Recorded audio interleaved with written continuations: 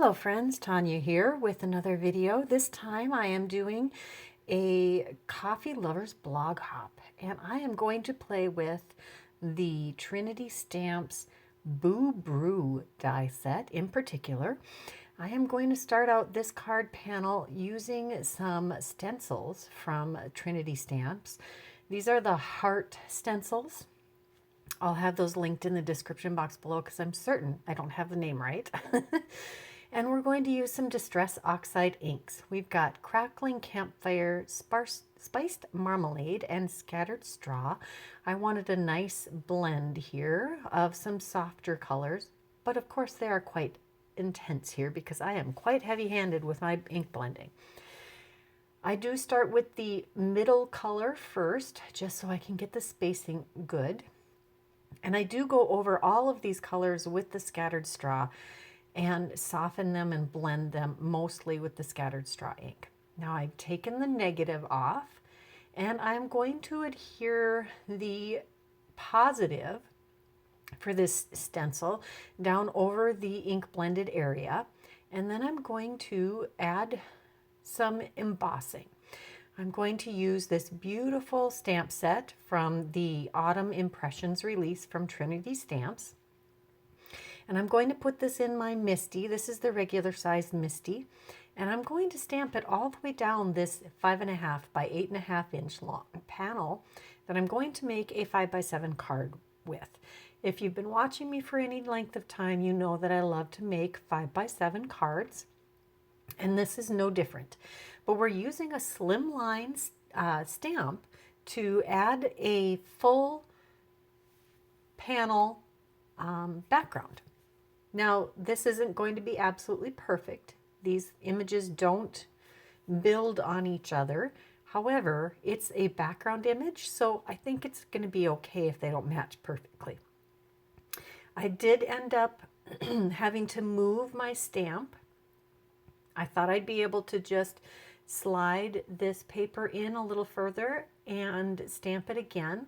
However, whoops, you're going to see that it goes too far into the hinge area. Now, if I had trimmed this down to 5x7 or 4.5 by 6.5, which is what it ends up being in the long run, it might have fit in there in that using that same method, but it wasn't really working that time. So I take my stamp and I turn it around in the Misty so I can continue to stamp with the paper hanging out of the side of the Misty. And I just carefully line that up on the grid mat. I had it about a 1/2 inch from the outer edge so I could line up the previous stamping with that line on the grid mat. I do continue to stamp without worrying about the the juicy embossing ink being messed up by the Misty lid touching it. For some reason, it does not seem to affect your stamping quality, which I am so excited about.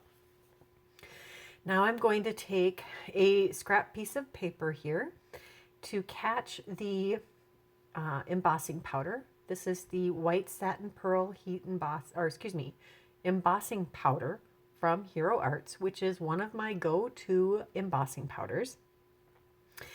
And I'm going to peel off that mat. Now the Distress Oxide inking hadn't been quite dry. I'm just going to use this dry paintbrush to brush off the extra powder, and then I'm going to heat set these stamped images. And you're going to watch all of these fun coffee and coffee type beverage cups come to life on this background, which is perfect. It's exactly what I wanted to do. I'm not afraid of white space, but I generally like there to be some texture, and this is one of my favorite ways to add texture to a background. You can use a main image and stamp that repeatedly and have it heat embossed in with this subtle background text look with the White Satin Pearl or clear or white embossing powder on white paper, or you could do this on a colored cardstock with color coordinated stamping, or gold or black, or so many different colors. Now we're going to pull out this amazing die set that came out also in the Autumn Impressions release. I already made a few of these cinnamon stick dies, and as complicated as that looks, this comes together so easily. I'm taking all of these different colors and I'm die cutting them.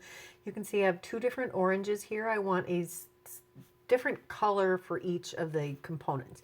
You either want to go lighter or darker on the base and have the opposite for these stitched components that will turn this into a stylized cup. Now it can look like a pumpkin. I also think it would look awesome in red for like an apple.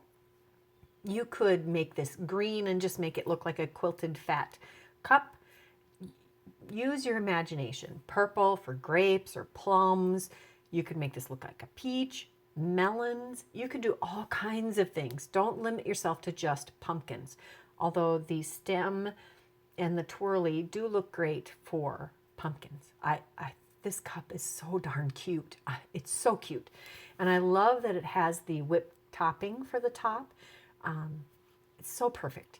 Now each of these line up pretty easily. I'm just making sure that they all line up evenly under the lip of the cup there. And I'm taking the whipped topping and adding that on the underside. I'm just going to add a smidge of brown from whatever ink happens to be on my brush. I'm adding a little bit of depth to the die cut, and I am going to add some shimmeriness to our whipped topping. I'm using this Hero Arts shimmer lacquer pen. This came in one of the kits. Sparkle Clear Lacquer Pen from Hero Arts. And I'm pretty sure you can buy these individually. Just to add a little bit of texture and shimmer to our foam. Now I'm going to add a little darkening to this base piece for the cinnamon stick. This is so clever. Whoever designed this, kudos. You did an amazing job. I'm just tapping off some of the extra glue onto the back of my hand, which I can wash off later. Just going to use the tip of my reverse tweezers here to get precise lining up of that piece with the background. It does have some border around each side of it, and this really makes it look like the cinnamon sticks that are just a roll of the bark, which is what cinnamon is made out of. So cute. I love this little detail. It really adds a lot. We're going to tuck that behind the whipped topping to make it look like it's in the middle of the drink. And we're going to take this cute little vine, which I inked up the very fine tip, which should be the tip that's sticking out, at least in my opinion, because those vines get finer detailed the longer or farther they are from the base of the plant. And then we're going to adhere this leaf. And you could put this in a whole lot of different orientations. And I finally settle on overlapping the handle just a little bit. Going to adjust the placement of that until I am happy with it. And there is that beautiful cup.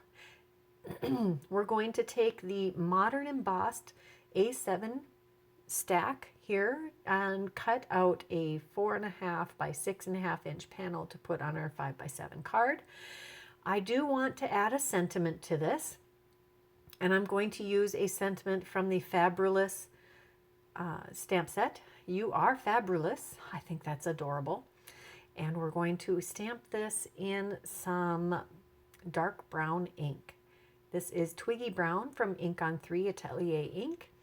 And I probably should have stuck with just one inking, but I wanted it extra sharp, so I did two inkings. What I would do in the future would be ink it once with the Twiggy Brown and then go over it with the Juicy ink and emboss it to add a little shininess and crispness to it. But this is what I did this time. I'm going to adhere that panel with a little bit of coaster blank behind it. I added some coaster blank behind the pumpkin cup also to add some dimension to this card.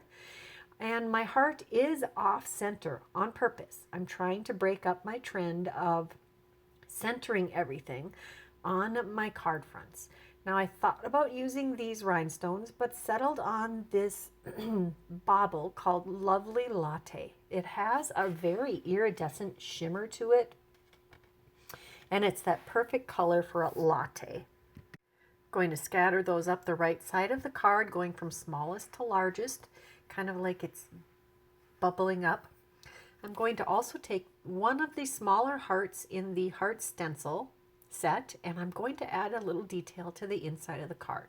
We're going to stencil the same colors on the inside using the Crackling Campfire Spiced Marmalade and Scattered Straw again. Carefully masking off that stencil so we don't get ink where we don't want it, which is what I usually do, and I am impressed I did not this time. This time I am going to just wing it with my acrylic block and stamp with the Twiggy Brown, the Java Nice Day to the inside. I love punny sentiments. What do you think of this card? Do you love it? Does it look like coffee to you, or is it just a fall drink? Leave me a comment in the description or in the box below. If you haven't subscribed to my channel, now would be a great time. If you like this video, please take a moment to click that like button. If you're interested in any of the products I've used today, they are, of course, in the description box below. Here are a couple more videos I thought you might enjoy. Until next time, bye-bye.